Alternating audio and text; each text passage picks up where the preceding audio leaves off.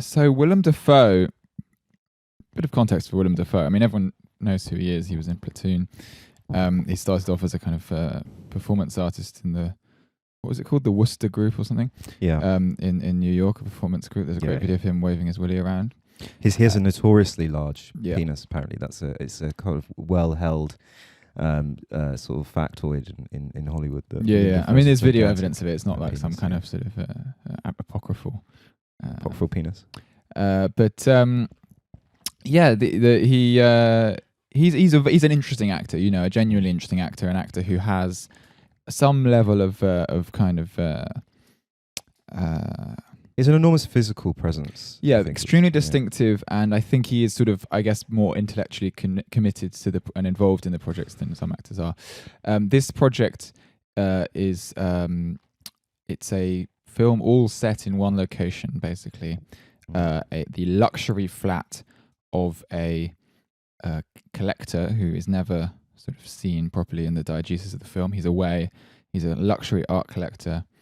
A super rich art collector who is presumably an industrialist on a long business trip in Kazakhstan, and there is a team of art thieves, only one of whom is setting foot in the complex, the penthouse flat. I think we call these people, don't we? Yeah, a kind of cat burglar who's intellectual kind of criminal mastermind, not a common thug, but a precision engineer. And an intelligent, being an art thief, knows what things are worth, and has a kind of a personal attachment to works of art. So the setup, it's not a spoiler to say the setup, it all happens within the first 5 minutes. He's parachuted in. He's tasked with disabling the security system. He only has a certain amount of time in which to do that. It's unclear what exactly he's meant to do he has to punch in a code. He has to punch in some sort of code, but the code, it seems he doesn't type the code in time, or it's just something malfunctions. There's lots of ringing and flashing lights. And the whole apartment just locks down, and it becomes impossible for him to get out of this top of a skyscraper. Yeah, it's like the penthouse suite, exactly. Kind of like Goldfinger's luxury condo on top of Trellick Tower. Yeah, exactly. But this is like even much more excessive than that. Even bigger, very grand, and loads of rooms. Some rooms just for the art, secret passageways, But it is not functioning because this collector is away and has been away. It becomes a locked box, basically. So water is unavailable, and that becomes a kind of narrative pulse. The search and the preservation of water in the apartment.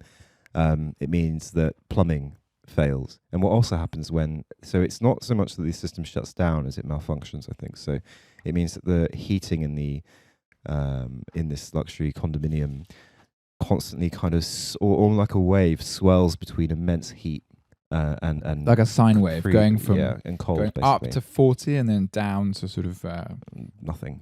Really. Zero or whatever. I'm talking Celsius, but there's no Fahrenheit.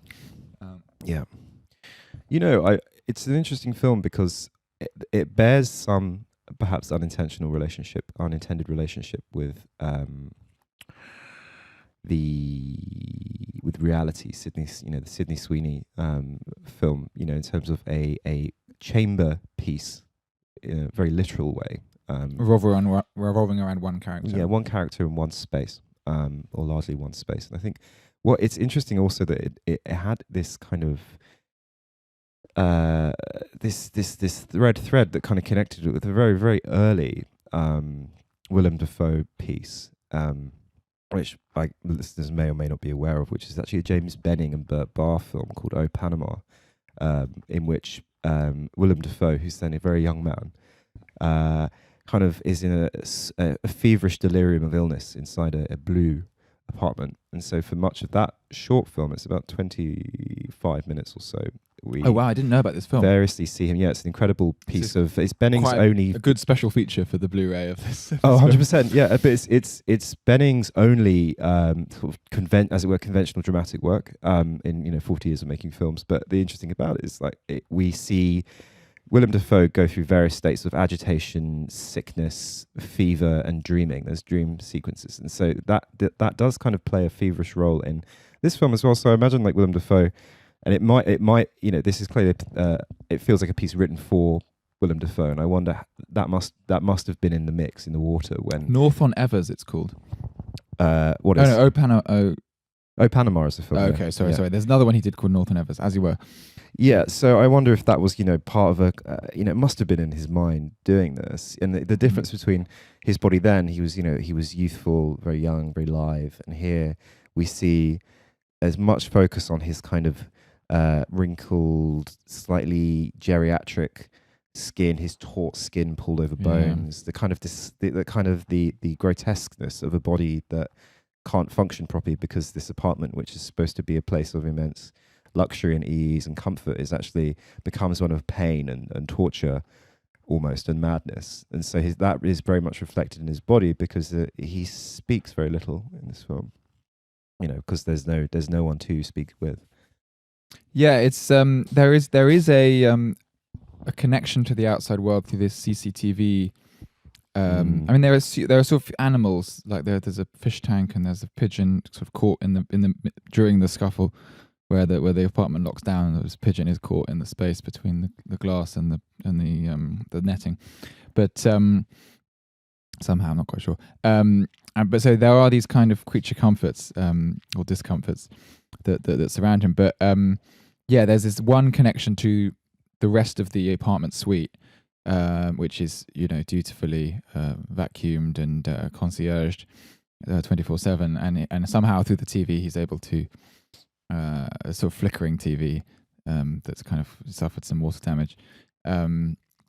He's able to watch these various members of staff going about their daily activities, and there's a particular woman that he develops this kind of beautifully realized cathexis, limerence obsession. Limerence, that's probably with this just like quite sort of conventionally attractive woman who just listens to her headphones and vacuums and smokes cigarettes in the stairwell and smokes cigarettes into the vacuum so it doesn't create smoke. All these things, lovely details, and these provide punctuation. You would be surprised that a film of 110 minutes in running time, 1 hour 50, sustains such extraordinary tension. But it does, sustains such tension with the limit of only having one, presence and one location. Well, it's a survival film, so it's in a way, it's got shades of Castaway, I suppose, in a way. And like any film like that, it's really a procedural film, and great emphasis is placed on. Narrative momentum is built on just surviving and the ingenious ways he might survive. So a lot of his activity in the flat is it's a mixture of, I suppose, leisure, a kind of empty time, and also plotting an escape. So you've got this kind of Bressonian element, which is a man attempting to escape from prison for Bresson, but here, a man trying to escape this luxury penthouse. And he builds this enormous tower of all this very tasteful, expensive furniture to try and reach these glass panels in the roof that will allow him to gain access to the outside, which is only going to be the top of the building. What he does there, who knows? Yeah, exactly. But that's the only hope he has of getting out, it seems, or trying to attract somehow trying to attract attention. Yeah. But it's because it's a very expensive apartment. It's very well soundproofed. It's very secure, because of this auto locking system. And the person who usually lives there. Yeah, seems to be nowhere near returning. I think there's a moment where he looks through the guy's calendar and he sees that the guy's going to be away for months and months and months. I think there's this interesting. There's the kind of silhouette of a nested critique of excess wealth. I suppose the idea of luxury being a trap, but it's there if I suppose you want to kind of push it, but it's in no way like. Kind of reified in the actual film itself. I think it's worth invoking Triangle of Sadness at this point, because I think what we said about Triangle of Sadness when we watched it last year in New Horizons during our coverage of that festival, was that there were there are three phases of Triangle of Sadness. There's the kind of satire on the fashion world, and on sort of manners in general. Amongst the rich and wealthy, and then there's a second section which is this like visceral, bringing the privileged, bringing out all these awkwardnesses in a new location, bringing together these people, putting them through a sort of physical torment, like a Rabelaisian inversion. This upturning. Yeah. By Rabelaisian means upturning these. Yeah, the carnivalesque, something that becomes exaggerated, excessive, gross, with lots of shit and vomit and so on and so forth. And we liked that quite a lot, and we liked the opening to Triangle of Sadness a lot, and we really objected to the third chapter, which attempts to. Well, that's the Rabelaisian thing. That's the upending of the hierarchy.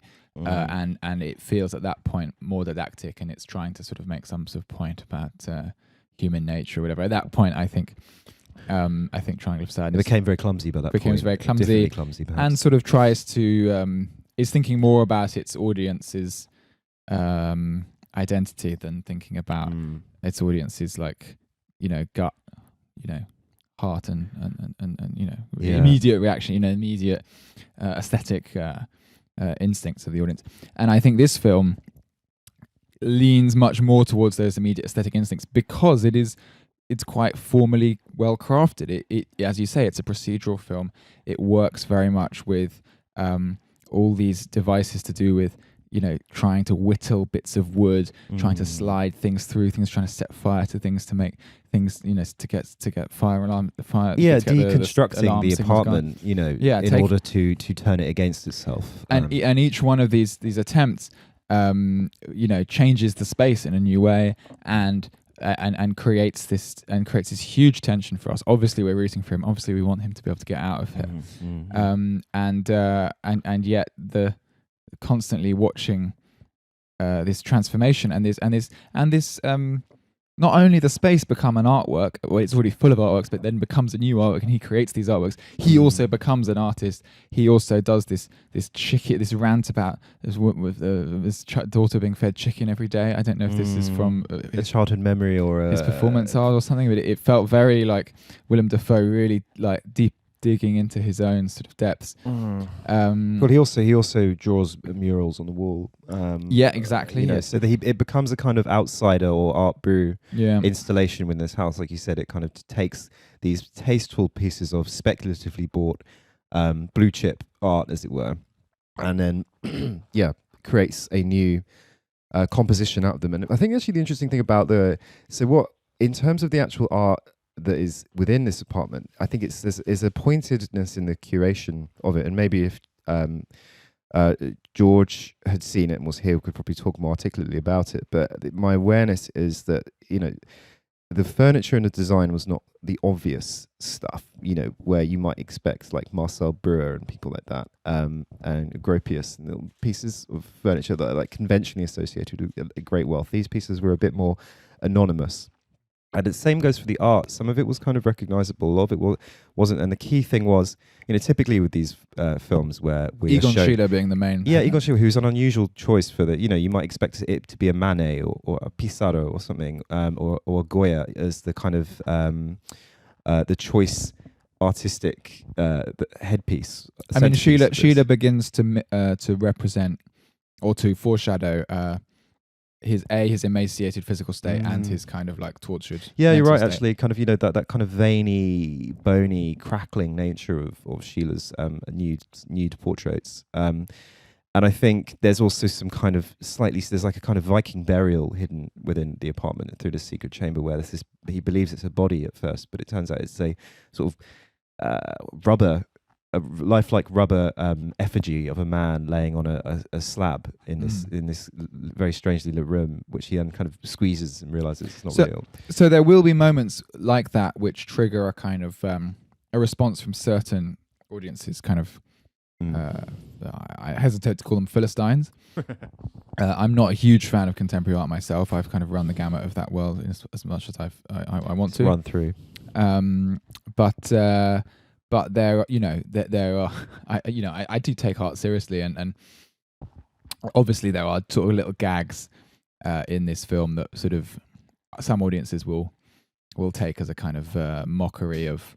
Yeah, it's more like the square, Yeah. Ruben Östlund's square in that the sense. excesses Yeah. and which I mean Östlund does that well in the square, but like the the excesses and the kind of and the continuum between the conceptual excesses and like absurd monetary value, and the people who buy these things just being like being absent, kind of they are speculative assets, aren't they, rather than things to be aesthetically dwelt upon. And I think so this does have a politics that is communicated sort of, and would probably be the first thing a lot of writers would write about in regards to this film. Yeah, I think that's where you could invoke a kind of, I don't know, Heideggerian dwelling almost. He's actually the first body or subject to be in the world in this flat and to actually transform it around himself. So you could say, I think there's also some interesting elements where there's these kind of feverish dreams where he meets it's unclear whether he is dreaming of the art collector or has previously met him, and they might have some sort of relationship. But those that's are left kept quite reassuringly ambiguous, which I liked. But yeah, it's an extraordinary film.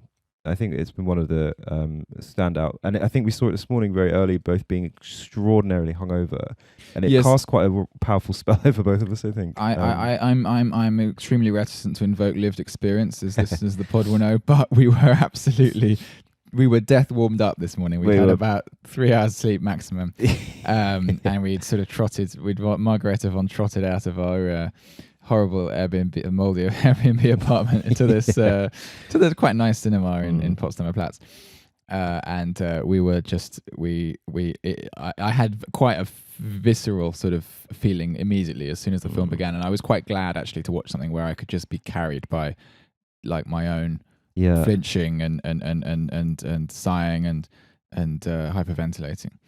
I'm glad that there are films that can do that to someone, but not in a shallow sort of. It's not like a horror film. It's not Christian Bale in The Machinist or something. It's not like a kind of a grotesque torturing of a body. It's a very spiritually attuned film, I think. It's it's a serious work, and it's wonderfully open actually as well. And the only reservations I had with it, unsurprisingly, were the moments where I felt it closed up a bit in terms of what all this meant. Because I think there's huge potential for it to mean a lot of things, and it's rare that you see a well executed not allegory, but I guess something that has allegorical potential that isn't kind of ramming something down your throat. Yeah. Because it is it's very Buñuelian, right? It's very this idea of like a space that someone cannot leave with these kind of absurd signifiers, archetypal signifiers of enormous wealth and alienation. Because I guess the other pointed thing is that this man who's collected this great wealth does not even enjoy the fruits of his wealth, and the space itself is not really comfortable. It's very stark, it's concrete, it's grey, it's an oppressive space. So yeah, extraordinary film.